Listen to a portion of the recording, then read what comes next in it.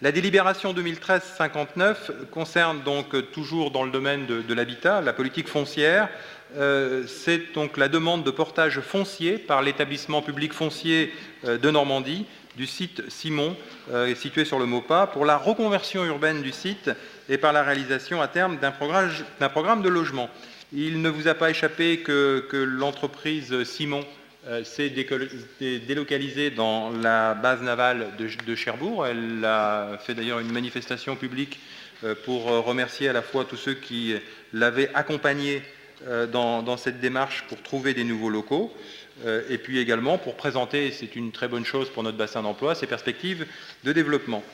La société Simon a été implantée au cours de son histoire sur plusieurs sites. Un d'ailleurs a été racheté il y a quelques années par la ville de Cherbourg-Octeville et le lieu d'hébergement et d'accueil des restaurants du Cœur. Frédéric pourra d'ailleurs en dire un mot tout à l'heure, puisque nous étions, nous, au restaurant du Cœur pour la fin de la saison 2012-2013. Et puis, donc, la société Simon avait ensuite, dû à son développement, avait trouvé donc des locaux que l'on connaît sur le site du Maupas. Désormais, donc, ce foncier qui représente quand même 20 000 m² est disponible.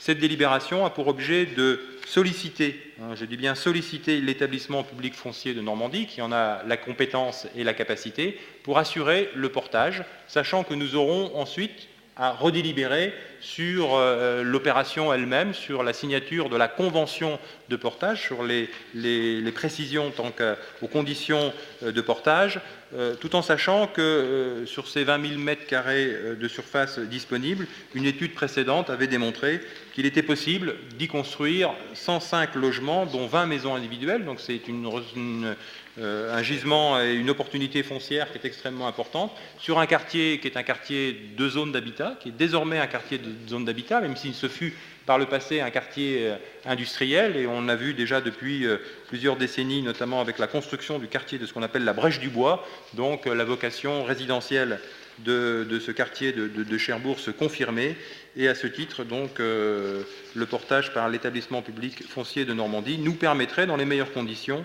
donc, de pouvoir assurer une mission pour finaliser les conditions à la fois d'acquisition, de dépollution également, puisque l'entreprise est soumise à l'installation classée protection de l'environnement, et à ce titre, donc, aussi de mobiliser un outil financier qu'on ne connaît pas suffisamment, qui s'appelle le fonds friche, et qui permet à l'établissement foncier et à la région d'intervenir en bonification, si on peut dire, de l'opération pour assurer ce portage.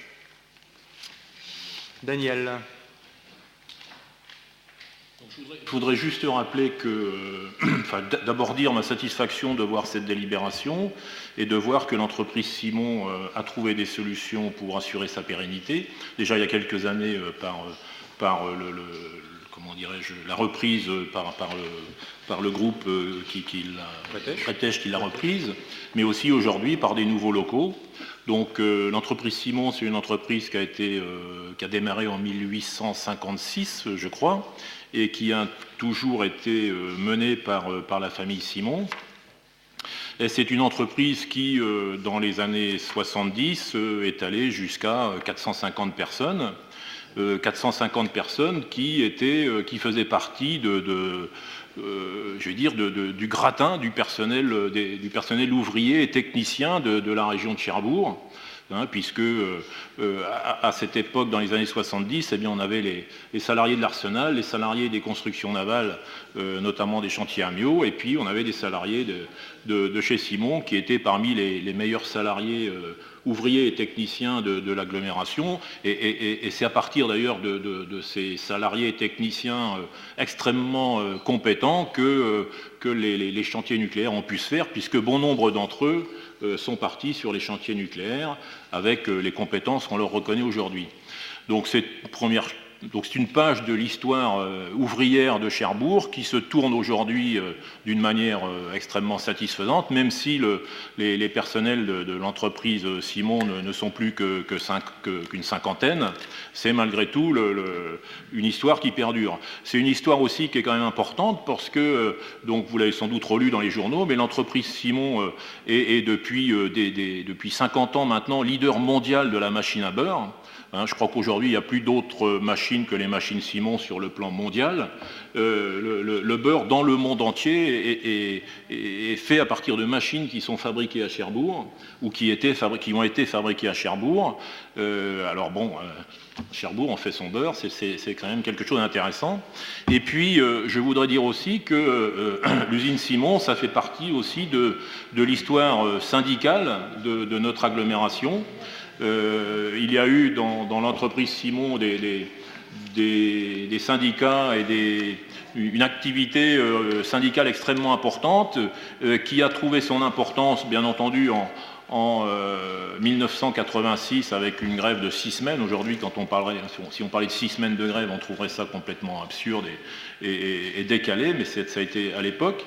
Et une activité syndicale qui trouvait son répondant dans des négociations, dans des discussions, dans parfois des conflits, mais aussi souvent des conventions et des accords qui étaient signés entre les différents syndicats et l'entreprise Simon, parce que l'entreprise Simon, c'était une entreprise avec un patron dont on connaissait le nom, qu'on pouvait croiser. Ce n'était pas une entreprise menée par des actionnaires inconnus, tels que malheureusement l'entreprise Socoval peut connaître aujourd'hui. On pouvait croiser notre patron tous les jours dans les couloirs et parfois lui dire ce qu'on pensait, pas trop souvent quand même. Et je crois que c'est donc une page à la fois de l'histoire industrielle et à la fois de l'histoire syndicale de Cherbourg qui non pas se tourne, mais qui évolue avec succès, et donc j'en suis très content. Surtout. Non, mais c'est. Couper la parole au moment où Justement, où je disais que j'en étais très fier parce que c'est là que j'ai commencé à travailler et c'est là que j'ai passé 18 ans de mes premières années de carrière. Et tu continues à en parler avec passion. Et avec émotion. Sur cette délibération, donc, Madame Méry, oui, vous souhaitez prendre la parole ? Oui, moi je ne vais pas intervenir sur l'entreprise Simon, je vais intervenir sur le nombre de logements, là 105 logements et 20 maisons, dont 20 maisons individuelles. Alors c'est des questions que je pose, est-ce que ce sont des logements sociaux ou des logements privés ? La deuxième question que je me pose, c'est qu'il y a énormément de vacances. Je suis administrateur à Presqu'île Habitat et on parle souvent des problèmes de vacances. Alors, est-ce qu'il y a déjà énormément de logements qui sont en construction ? Est-ce qu'il est vraiment nécessaire de construire ces 105 logements, dont 20 maisons individuelles ? Est-ce que c'est de l'accession à la propriété ? Et est-ce que, parallèlement à ça, il y a des destructions qui sont prévues sur, on va dire, la ZUP par rapport à des logements qui ne sont plus du tout adaptés par rapport aux demandes de la population ? Vous ouvrez un débat. Alors, je ne sais pas si on va faire le débat aujourd'hui, mais bon, on est à l'heure actuelle dans la phase du portage foncier, c'est-à-dire qu'on sollicite l'établissement public foncier de Normandie pour dire, écoutez, jouez votre rôle d'établissement foncier, donc négociez avec nous. Pour l'instant, on est candidat au portage foncier de la part de l'établissement public foncier de Normandie. Les 105 logements, c'est une étude qui avait été faite, qui permettait un peu de calibrer à la fois le prix de rachat du foncier et la viabilité d'une opération et éventuellement l'intervention publique qui serait nécessaire pour équilibrer l'opération. Donc elle n'a pas de valeur contractuelle, elle est simplement indicative, donc on a la possibilité de le faire. En ce qui concerne véritablement le dimensionnement du nombre de logements à construire sur Cherbourg-Octeville et sur l'agglomération, je l'ai dit tout à l'heure en préambule, ça fait l'objet d'un programme local de l'habitat. On va y consacrer un conseil municipal quasiment exclusif, puisque, je voulais le dire un peu à la fin, mais il est possible que pour des raisons techniques, nous soyons obligés d'intercaler un conseil municipal fin avril, début mai, pour un certain nombre de marchés qui doivent être signés assez rapidement. Et en même temps, on nous demande aussi, la communauté urbaine nous demande de nous prononcer sur le programme local de l'habitat. Donc ça sera l'occasion, de façon globale, de pouvoir répondre à votre question. Sinon, on peut faire un débat. Bon, l'élément de réponse, c'est qu'il faut dire qu'il faut toujours construire pour maintenir sa population. Ça, c'est parce qu'on est sociologiquement confronté à ce qu'on appelle le desserrement des ménages. Je crois que sur l'agglomération cherbourgeoise, on doit être à 2 habitants par logement. Je parle sur le contrôle de ceux qui ont élaboré le programme local de l'habitat. Et malheureusement, ce nombre diminue. Donc il faut toujours continuer à construire. La preuve, on a un nombre de ménages, même si notre population diminue, on a un nombre de ménages qui est en augmentation et un nombre de logements qui est en augmentation. Donc il faut toujours proposer de nouveaux logements. Ensuite, bien évidemment, dans le cadre du PLH, on se rend compte aussi qu'il y a des logements qui malheureusement ne sont pas adaptés, d'où aussi la vacance. D'où ce qu'il faudra faire en lien avec la nouvelle politique de la ville, d'une certaine façon, de voir est-ce qu'il n'y aura pas d'autres opérations de renouvellement urbain.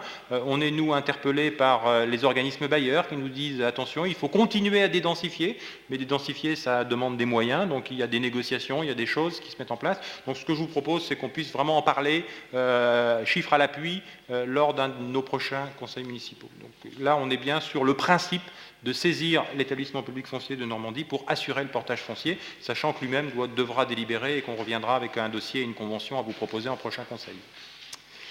Qui s'abstient? Qui vote contre? Donc, délibération adoptée à l'unanimité. Je vous en remercie.